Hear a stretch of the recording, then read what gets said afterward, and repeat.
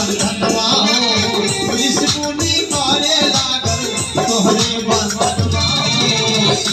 भगवान गणेश जी को प्रथम पूजा जब किए, एक बार दोनों हाथ खोल करके जयकारा लगा लीजिए। भगवान का पहला पूजा जब किए, प्रथम पूजा, एक बार दोनों हाथ खोल करके जयकारा प्रेम से बोले गणेश भगवान की।